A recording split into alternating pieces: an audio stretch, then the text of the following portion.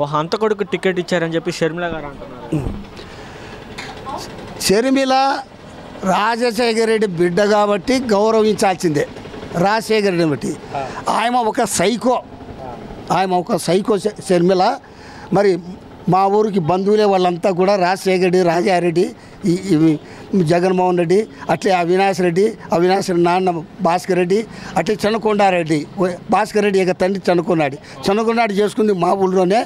కాబట్టి వాళ్ళ 2 కుటుంబాల గురించి నాకు బాగా తెలుసు. నా పేరు పాలెం చంద్రశేఖర్ రెడ్డి, రిటైర్డ్ తెలుగు లెక్చరరు. ఉమ్మడి ఆంధ్రప్రదేశ్ స్టేట్ ప్రెసిడెంట్గా నేను పనిచేసినాను.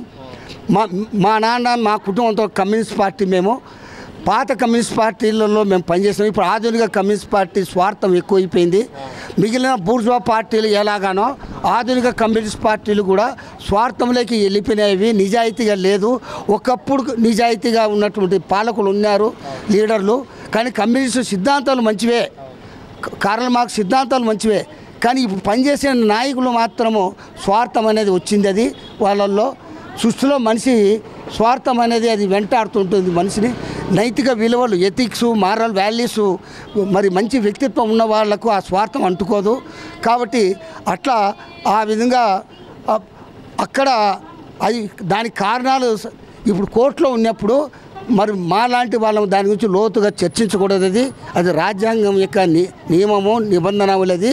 కాబట్టి వాళ్ళు వాళ్ళ ప్రతి కుటుంబంలో అన్నదమ్ములకు, అక్క చెల్లెళ్లకు ఎవరికి భేదాభిప్రాయాలు ఉండవు. భూముల విషయం కానీ, ఆస్తుల విషయం కానీ ఏవో ఉంటాయి, ప్రతి ఇంట్లో ఉంటాయి. భార్యాభర్తల మధ్యనే ఎన్నో తగాదాలు ఉంటాయి. అవి ఆ కుటుంబంలోనే వాళ్ళకి నచ్చినటువంటి మంచి బంధువును, మంచి స్నేహితులను పెట్టుకొని పంచాయతీ చేసుకోవాల్సిందే. కానీ ఆమె ఆరోపించే ఆరోపణలన్నీ కూడా కరెక్ట్ కాదు అవి.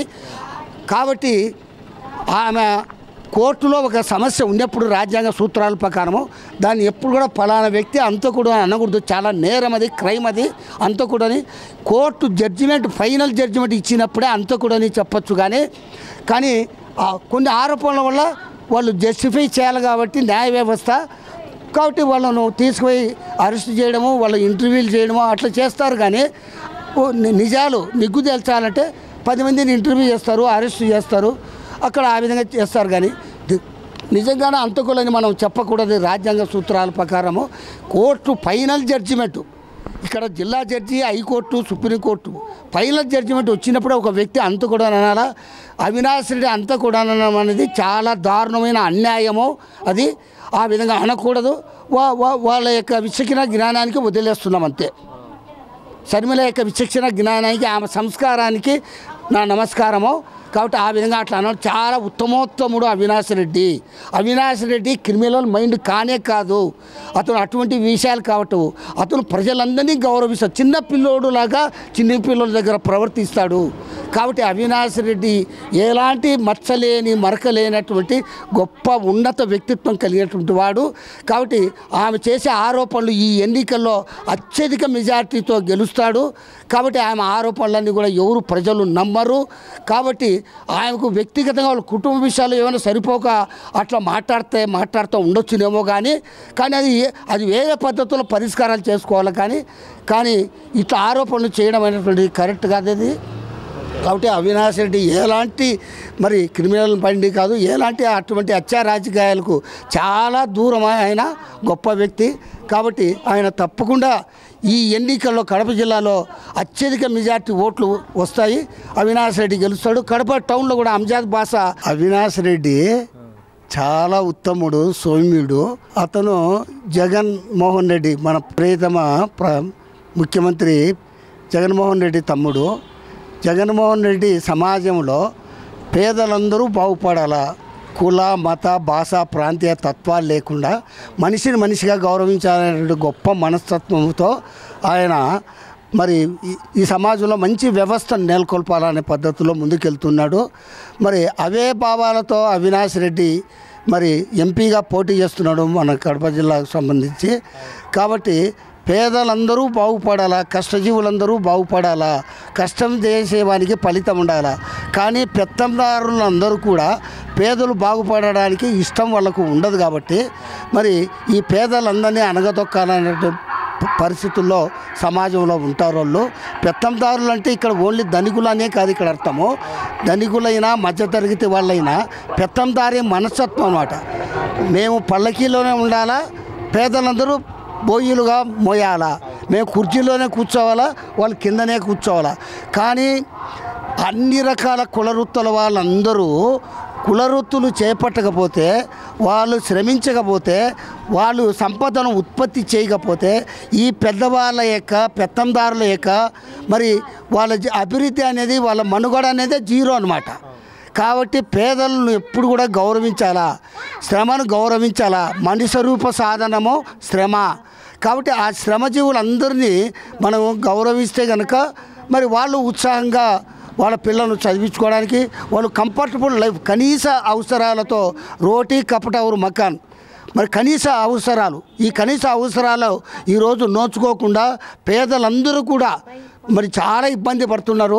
అటువంటి ఇబ్బందికర పరిస్థితులను పోగొట్టడానికి మరి జగన్మోహన్ రెడ్డి గారు నవరత్నాలు అనేటటువంటి అవి ప్రవేశపెట్టి, ఆ సంక్షేమ పథకాలను ప్రవేశపెట్టి మరి ఆ విధంగా పేదలందరికీ కూడా వాళ్ళ యొక్క అకౌంట్లో మరి 2,70,000 కోట్లు ఇవాళ ఆంధ్రప్రదేశ్లో వేయడం వల్ల వాళ్ళు ఆ డబ్బుతో రకరకాల కులవృత్తులు చేపట్టడం, ఒక టైలరింగ్ కానీ, ఒక చిన్న కొట్టు పెట్టుకొని ఆ విధంగా బతకడం కానీ, రకరకాల వాళ్ళు స్వశక్తితో వాళ్ళ కాళ్ళపైన వాళ్ళు నిలబడుకుని బతికే పరిస్థితులతో ఈరోజు జగన్మోహన్ రెడ్డి యొక్క సంక్షేమ పథకాలన్నీ కూడా ముందుకు తీసుకుపోతున్నారు.